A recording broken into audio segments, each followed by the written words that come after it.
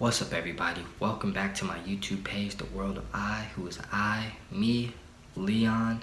And today's video is going to be more on the spiritual side. Now, before I gave you guys any other spiritual videos, I felt like first I had to give you guys this raw, untold story of my Kundalini Spiritual Awakening, the day that my world began to cave inward. Now, for those that don't know what a Kundalini Spiritual Awakening is, it's essentially a shift of energy throughout your body. Sometimes this could be intentional or unintentional, in my case, where this shift of energy leads you into some sort of spiritual awakening or spiritual enlightenment.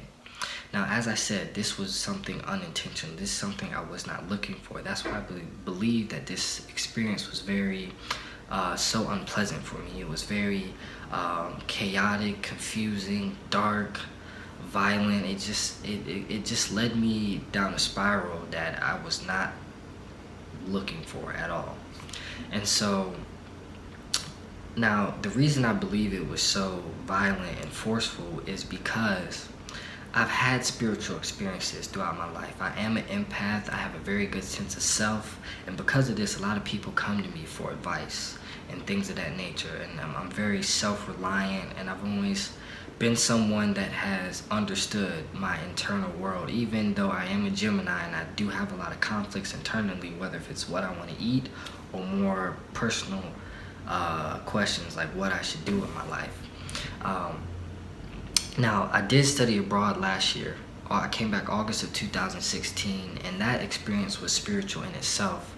But once again, after having a spiritual experience such as studying abroad and the things that I experienced while I was abroad, when I came back, instead of diving deeper into those things, of course the reverse culture shock came, but I jumped back into old habits, the partying, the girls, the drinking, things of that nature, and they weren't no longer resonating with me, and I knew that, but I just continued to do them anyway, and I was committing a certain spiritual suicide, I feel like.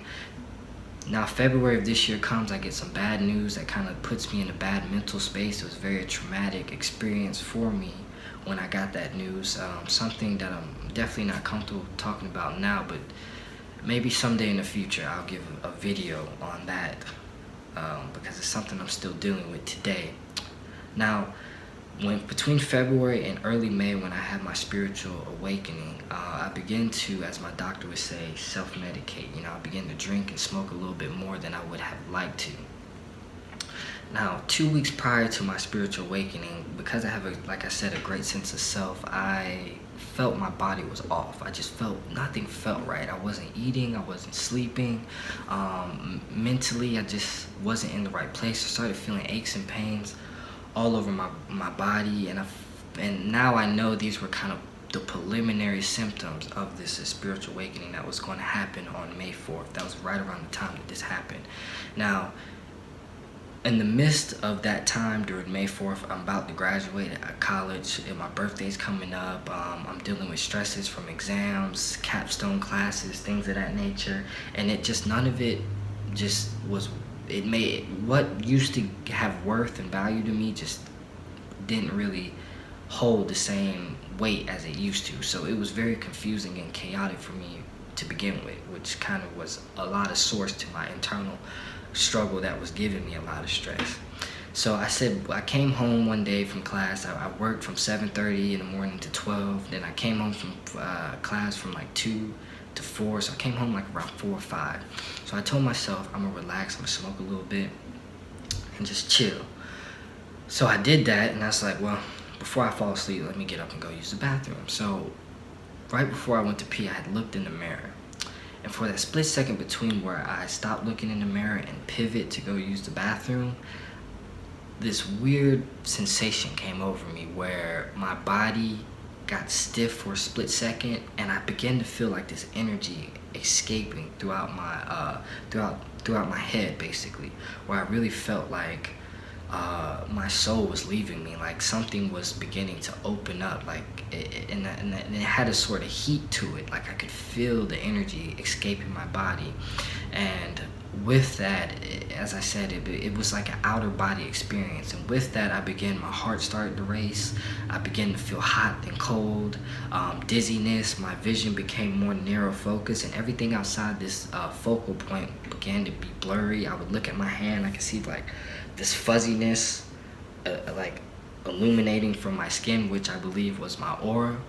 And and I felt very weak. Use the bathroom, pivot to then go leave the bathroom, and the same sensation came over me again. So at this time, I'm running back and forth from my room. I think I'm going crazy. So I said, let me go outside and get some air. I go outside to get some air, and as soon as I open the door, I got this overwhelming, intense feeling of like energy. I lived in student housing at the time, so you got people driving back and forth, playing loud music, people walking to and from the pool. The sky was a lot brighter to me. It just was too overwhelming, and then wham, that same experience came over me again. I decided to go in my room and I started Googling things. So essentially I came to that I had a panic and anxiety attack, something I've never had. I've always been somebody that's been, as you could say, mentally tough, where I just never experienced anything like this. So I'm like, okay, I'm going to sleep on this. Hopefully tomorrow I'll feel better. I went to sleep, I woke up, was not the case. I kept having that same sensation come over me. It would happen when I'm talking to people. It's like I could feel their energy. I know that's like the cliche thing to say, but being that I'm an empath, I already understood that, but it was more overwhelming to where it would throw me into this sensation again, where I felt like I was having this outer body experience. And so after that point, I started doing more research, and because I felt not within myself, I found out what depersonalization, derealization is, where you kind of feel outside of yourself, and you always feel like you're looking through things through this narrow lens, and you just don't feel in the present moment. I guess this is a medical term for something like this. So essentially, I think I'm like dying. So I schedule a couple doctor's appointments to do tests and things like that, and I just check out fine. And then it started to hit me. Maybe hit me where I began to believe that this wasn't something that was physical. It was something more mental. So I began to open up to my doctor. I said, you know, I think I had a panic attack. I think I had an anxiety attack, and I think I'm suffering from depersonalization, derealization. So the reason I was hesitant to tell her this, I didn't tell her this till like the third doctor appointment, is because I knew what that meant. It meant that they were going to want to put me on some sort of medication, which I'm not fond of medication, especially, and plus this sort of period in my life, it didn't feel like I needed to be on any medication. I'm all for when something's wrong to go to the doctor, but it didn't feel like that's what I needed. So she scheduled an appointment for me to go see a psychologist because she believed that I was self-medicating with outside influences to cope with some of the stresses and the turmoil that was going on in my life at the time. And I didn't go to see the psychologist. Actually, that day I went home, I started to do more research on what it is that I'm feeling.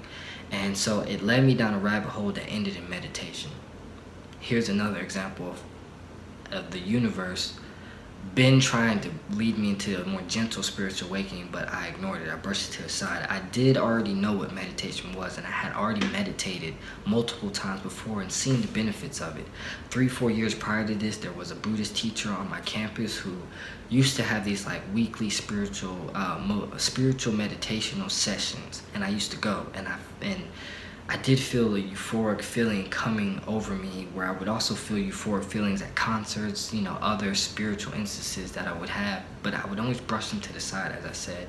And plus, 3-4 years ago, during that time I was going to those meditational sessions, I had just got out of a really bad relationship, a really bad breakup, so I was trying to do everything under the sun that was not good for my mind, body, and spirit, especially not meditate. So, and as I mentioned before, because I kept brushing these things to the side, this is why I believe the veil was ripped so violently off my third eye, because I feel like the universe was trying to tell me, like, yo, I'm trying to give you these gifts, I'm trying to give you this experience, and you keep ignoring it. Because I did already know who Alan Watts was, and I already knew about spiritual things. I just didn't go as in depth as I feel like I should and explore the possibilities of my spirituality. And so after meditation, I came across spiritual awakenings and the Kundalini Spiritual Awakening. And when I began to read about this stuff, it was a relief, because I finally, when I'm reading this, everything that it was explaining, the symptoms and things like that, was very spot on to what and how I was feeling. And as I said before, this is right before my 24th birthday and my graduation, so I feel it's ironic that the universe would throw me into an experience like this at a time where I'm about to go out into the real world. I'm turning 24, almost like a rebirth and the death of my ego, and a new and better me is about to become, to be born. Like I said, this was around that time. So around this time, a lot of people want to share this experience with me, the celebration of my graduation and celebration of my birthday. But once I understood that this was a Kundalini Spiritual Awakening, or a spiritual awakening, I begin to want to have a certain sort of solitude, like a spiritual solitude. And this is where the dark night of the soul stage began to happen, where I began to go into that stage. That once I've understood what was going on with me, I began to unintentionally question a lot of things that I had never questioned before, and look at them more deeply. Now, I'm going to do a separate video on the revelations that I had during the stage, but it was a very dark, confusing, chaotic stage where everything was just out of whack for me. Meditation helped me kind of bring myself more centered, but yeah, that was my Kundalini Spiritual Awakening experience. Now, I will do a video, probably a pre-spiritual awakening video, on things that I was ignoring, top 10 things that I was ignoring that led me to this experience. And then also, kind of, as I said, the dark night soul stage, some of the revelations I was having, sort of what was going on in my head, in my inner world, the inner conflicts I was having at that time. And then long way off into the future, I'll probably do a post-awakening video. So yeah, there you have it. That is my Kundalini Spiritual Awakening. So if you're somebody that's out there that's going through this unintentionally, it can be scary, trust me. And the experience made me fearless. It made me more fearless. It made me reason to believe I have no reason to be fearful of anything, because everything that I need is already within me. That's just one of the things that I came to the conclusion of during the dark night of the soul stage. But yeah, don't be scared. Allow whatever energy is trying to work through you. Just allow it to happen. You're not in control. And that's one thing, that's another reason that this experience scared me so much, is because I've always been somebody that's tried to keep my emotions, my mental space, everything, my internal world, my external world, in control. And it finally hit me like I'm not in control, and that was a huge form of enlightenment and relaxation and calm that I got from understanding that. But as I said before, this is my Kundalini Spiritual Awakening experience, the day that my world began to cave in. I'm giving this video so people who are going through this, they don't feel alone, especially if it's something that you're not seeking, if it's forced, just like in my case. It could be even more traumatic.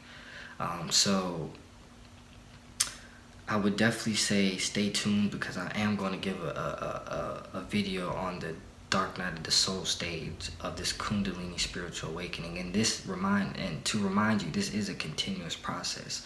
I wouldn't say those symptoms I'm still having, but this dark night of the soul stage I still have, but not as frequently. But I'm looking forward to sharing that experience with you. And definitely, stay tuned for, or subscribe and stay tuned for that second experience. Peace.